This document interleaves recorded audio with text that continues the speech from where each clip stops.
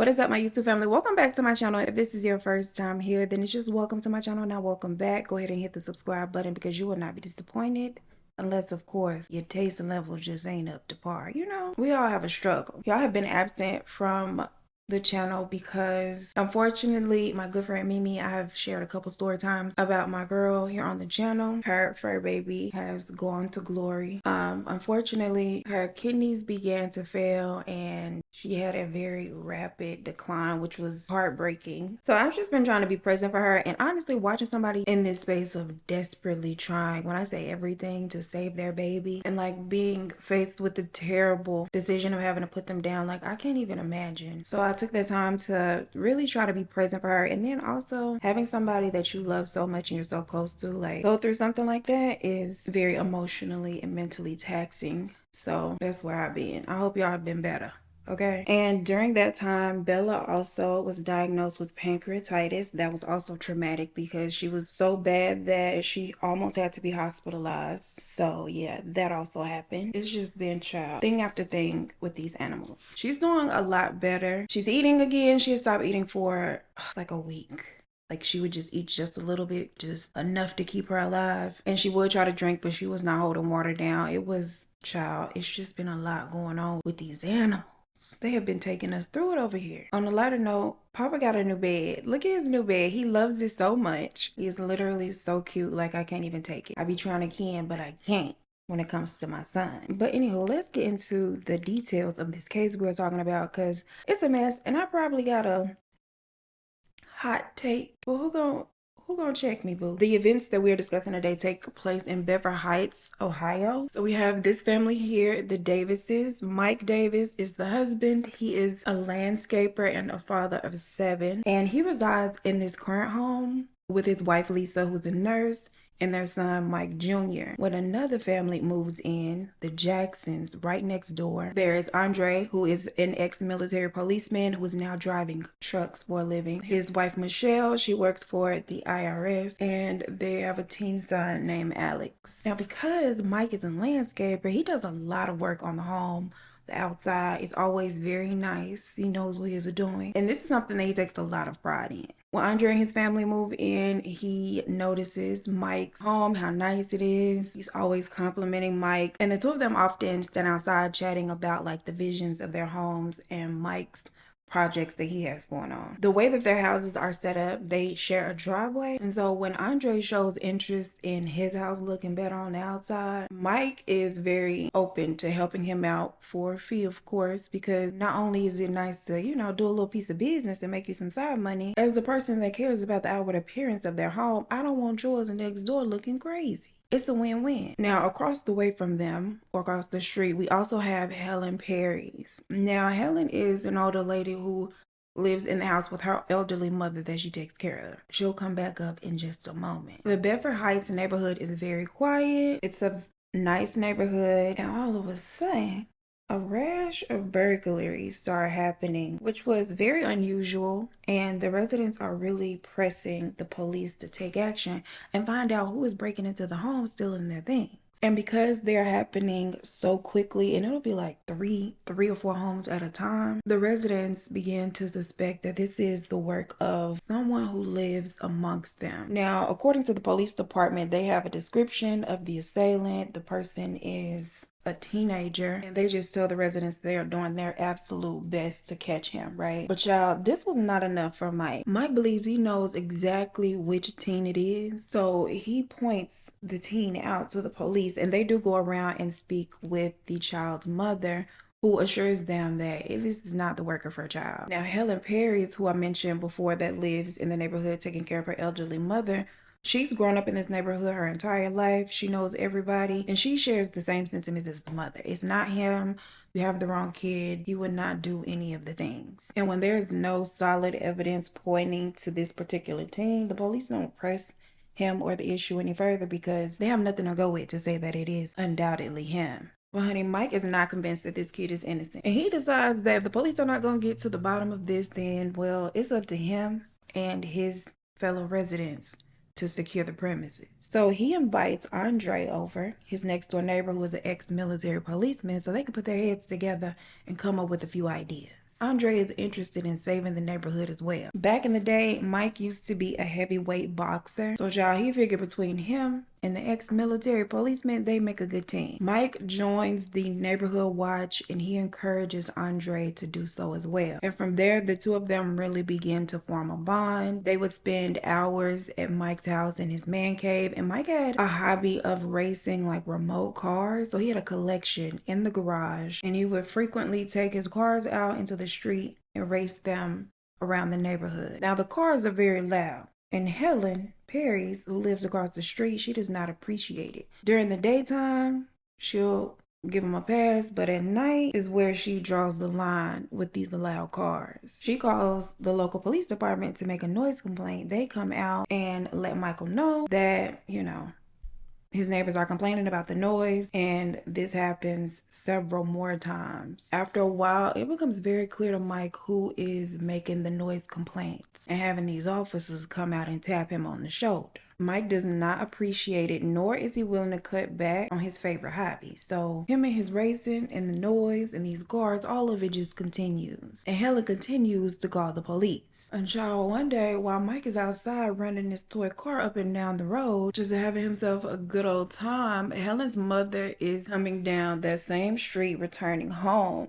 And when she sees the car, it spooks her. She ends up trying to avoid it, and it lands her in the ditch. And luckily she was not badly injured, but this does not matter to Helen. She is pissed off. So she goes over to Mike's to confront him, and in Helen's head, he's done this on purpose. This is him retaliating for her calling the police on him. Now Mike insists that that is not the case. He would not have done that to her mother. He didn't even know that it had happened. And he tries to explain this to Helen, but she is not buying it. She believes that he did this on purpose. Additionally, during this confrontation, Mike says that Helen picked up a rock girl and threw it at him, but Helen denies having done that, saying, quote, "If I'm gonna throw something, it's gonna be a boulder. I'm not gonna throw a little rock at somebody." Needless to say, the tension between the two becomes worse. Neither of them can stand the other, and some of the other residents began to take sides. And there are even more instances like the rock situation where one makes a claim that the other denies, and it gets very dramatic. There was one day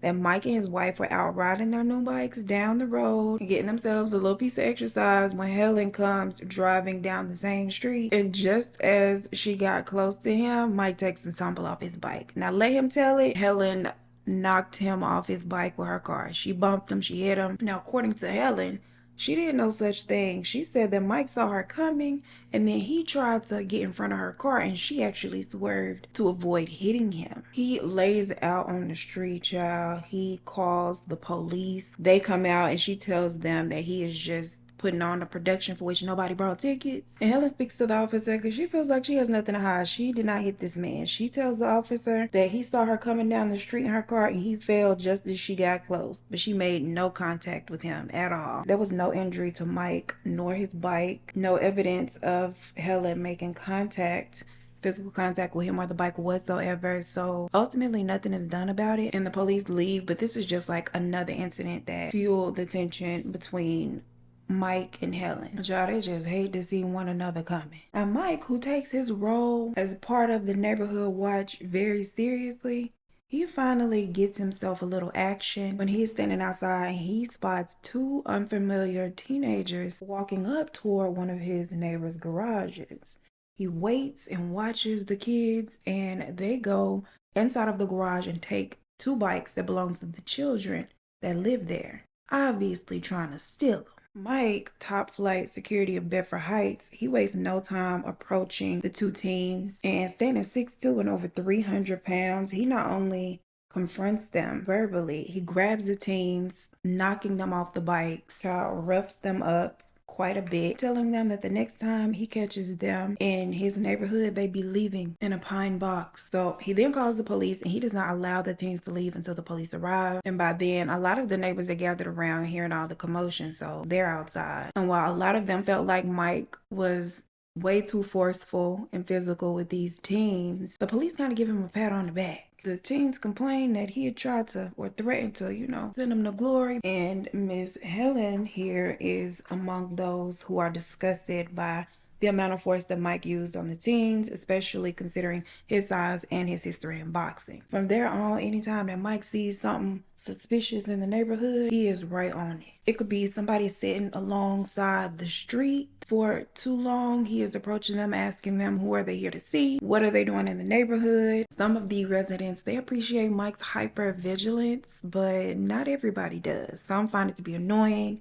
Some see him as a bully. And Andre, his neighbor who at first really admired him and enjoyed spending time with him, over time begins to distance himself from Mike, agreeing that he is somewhat of a bully. There's also the fact that Mike and the Davises, the rest of his family, has started to accuse Andre of being obsessed with Mike and wanting to be him. For instance, Mike had bought him and his wife bikes so they could, get their little exercise in and ride around the neighborhood. And like within a matter of days, Andre went and got him and his wife bikes so they too could get a little piece of exercise and ride around the neighborhood. And Mike's wife, Lisa, thought that was very weird. There were other purchases that Mike would make that Andre would make shortly after. So they would make comments that Andre wanted to be him, that Andre was, quote, obsessed with Mike. Child, somewhere along the lines, Andre got to the point where he no longer wanted to deal with Mike at all. Andre pays Mike for all of the landscaping work that he has done to his home and tells him that his services would no longer be required and that he would be finding a different landscaper. And Mike is like, okay. Now, Lisa says that her husband was not bothered by the fact that Andre wanted to sever their business relationship. His only concern was that the person that he hired did a good enough job where it didn't have Andre's side looking ugly while their side looked nice. But Andre believes that Mike did have an issue with it and was upset by it. And according to Andre, Mike would come out and harass his new landscaper every time he was out there working. He could be blowing leaves, and then here come Andre telling him, make sure you don't blow those on my side of the yard. And basically, anytime the landscaper was out there doing anything, Mike had something to say, a critique to make, and it got to the point that the landscaper quit, child. He said he cannot keep coming over here dealing with Mike, and so he refuses to continue services with Andre. Child, now Andre got to do the things himself. And when Andre and his family spread the word that Mike was harassing his landscaper so much that he quit, y'all, word spread from somewhere. Now, I'm not going to say where it originated because I don't know, but word began to spread that the true issue was the fact that Andre was not paying his landscapers and that's why they quit. So at this point, Andre just opts to do his own landscaping. And just like with his hired landscaper, oftentimes here comes Mike looking over Andre's shoulder, making suggestions and telling him how he could be doing whatever he's doing better. It was always, make sure you do this, and I hope you know that you need to do that, which began to frustrate Andre. He wants Mike to mind his own property and his own business. But according to Mike, when we share a driveway and we live right next door, some of this is my business. Mike also had a point that some things done improperly on Andre's property can negatively affect him. So as far as he was concerned, it was very much his business. And when they experienced a very heavy rain, a bunch of debris and leaves from Andre's yard flow onto Mike's property, which then clogs his drain and causes the water to become backed up. Now you all this water sitting on his property, and this is the kind of thing that Mike was trying to prevent. He had also been working on this short little brick wall, and that's where a lot of the water had pooled. And when he sees the damage to his little brick wall project, he is furious. He makes a huge fuss about it. He's very confrontational, disrespectful even when he addresses Andre. So much so that even his own friend who was there at his house at the time was kind of like, yes, sir, chill, relax. And said that Mike was scolding Andre, talking to him like he was a child. Mike is 49, Andre is 51. Mike is so nasty during this confrontation that the neighbors around hear him yelling and they come out to watch, some of them even attempting to calm Mike down. And Andre really wasn't that responsive. He tried to go and remove the debris so that the water could move through. He wasn't really returning Mike's energy. He just tried to remedy the issue. And this is just another instance, as far as the neighbors are concerned, where Mike is being a bully. He is using his history as a boxer, his size, to intimidate people, and just, even when he has a point, he just takes it too far. And by now, these two families have been neighbors for 14 years. So it's been a long time it is. Now, June 25th of 2015, Mike's wife, Lisa, she is returning from a bike ride with their son. This is around 6:30ish p.m. And as they are wheeling their bikes up the driveway, they pass Andre, who is out blowing leaves. The direction of the leaves and the debris that he's blowing is going onto the driveway that they share. Usually, Andre would greet Lisa anytime he saw her, but this particular day, he does not say a word to her, which struck her as odd, but she just figured he was having a bad day. Maybe he just wasn't in the mood, child, so she proceeded to go into the garage and put the bikes away. Little Mikey didn't went in the house. About 10 minutes later, Lisa hears a bunch of yelling and commotion.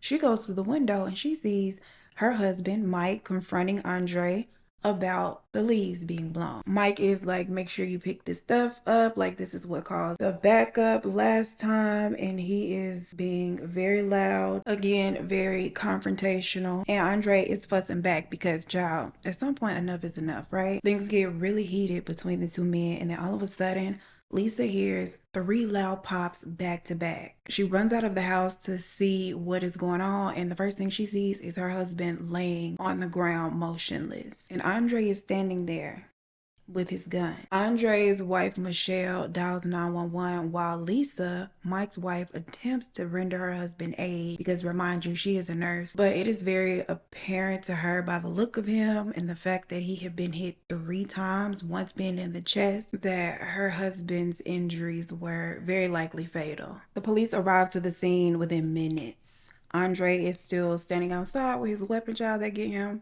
handcuffed and down on his knees. Lisa is extremely irate. She is asking him why did he do it. He does say, "I'm sorry, Lisa." They take Andre down to the station. He is charged with murder in the 2nd degree and is held on a $1 million bond. Mike was taken to the hospital, but he sadly passed away in transit. And according to the statement that Andre gives police, he acted in self-defense. He said that Mike had approached him very aggressively, telling him to stop blowing the leaves because that's what caused the flooding the last time. And Andre said that he did try to take some steps back to get away from Mike, but Mike kept coming at him and was very irate. He, like everyone else, knew of Mike's history with boxing and how he'd waste no time becoming physical like he had with those teenage boys. So Andre said that he feared for his life and did what he felt he needed to do. And this is the defense strategy that they use when he finally has his day in court. But the prosecution feels that it was a bit more complicated than that. For one, they say that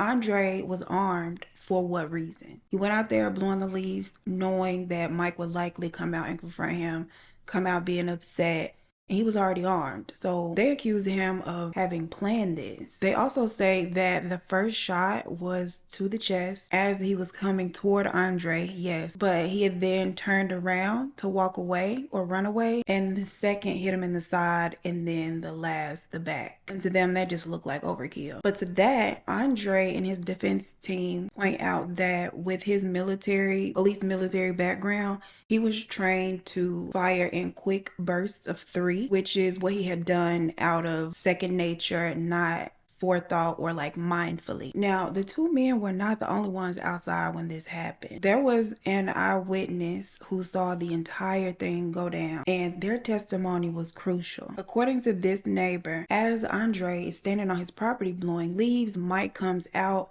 very upset, irate, yelling and cursing at the man, and Andre just continues to blow the leaves like he's ignoring him. When Mike aggressively charged toward Andre, came onto Andre's property with his fist raised, and was within striking distance when Andre very quickly drew his weapon and fired the 3 shots. Now, I ain't gonna hold you. Call me quick draw McGraw if you will. I would have done the same thing. You come charging at me like that, baby, I'm gonna stop you dead in your tracks.